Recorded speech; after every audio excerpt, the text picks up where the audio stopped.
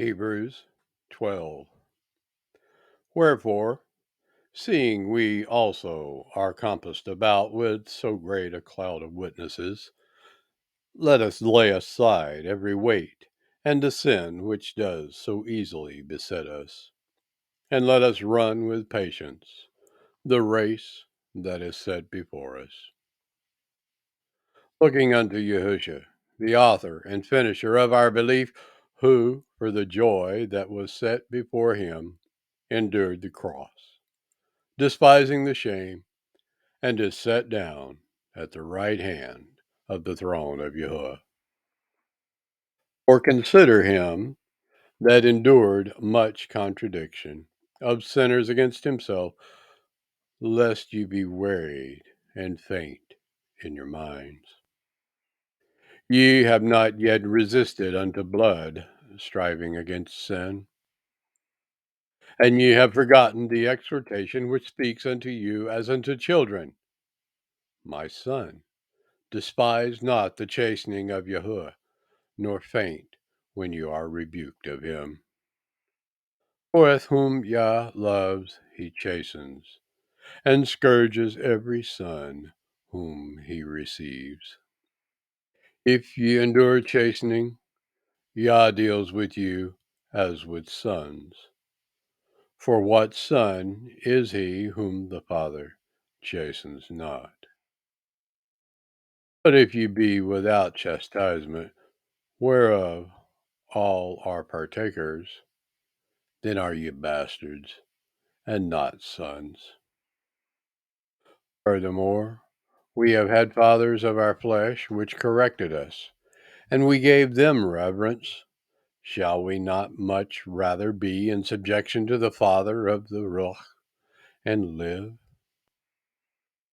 For they truly for a few days chastened us after their own pleasure, but he for our profit, that we might be partakers of his holiness. Now no chastening for the present seems to be joyous, but grievous. Nevertheless, afterward it yields the peaceable fruit of righteousness unto them by which are exercised thereby.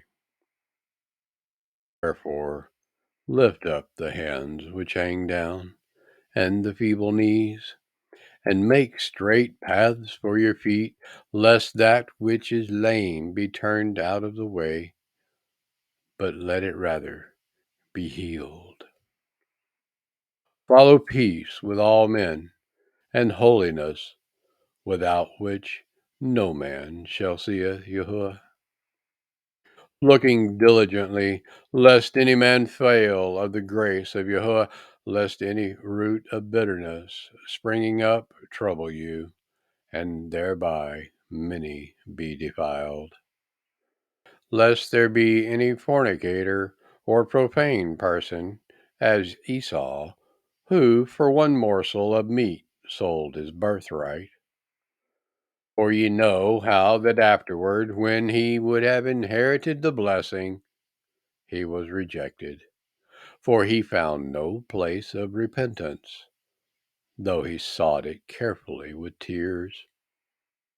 For ye are not come unto the mount that might be touched, and that burned with fire, nor unto blackness, and darkness, and tempest, and the sound of a shofar, and the voice of words, which voice they that heard entreated that the word should not be spoken to them any more, for they could not endureth that which was commanded.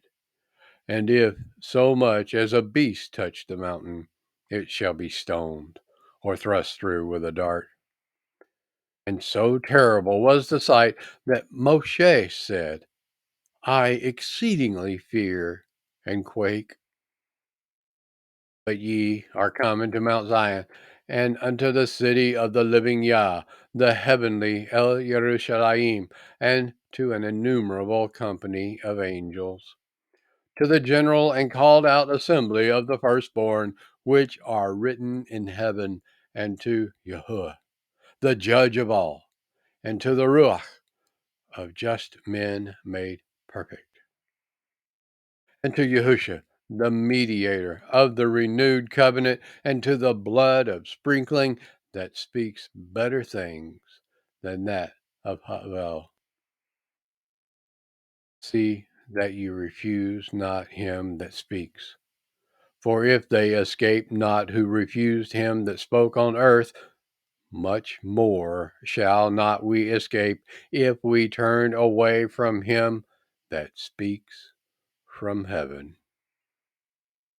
whose voice then shook the earth, but now he has promised, saying, Yet once more I shake not the earth only, but also heaven. And this word, yet once more, signifies the removing of those things that are shaken, as of things that are made, that those things which cannot be shaken may remain.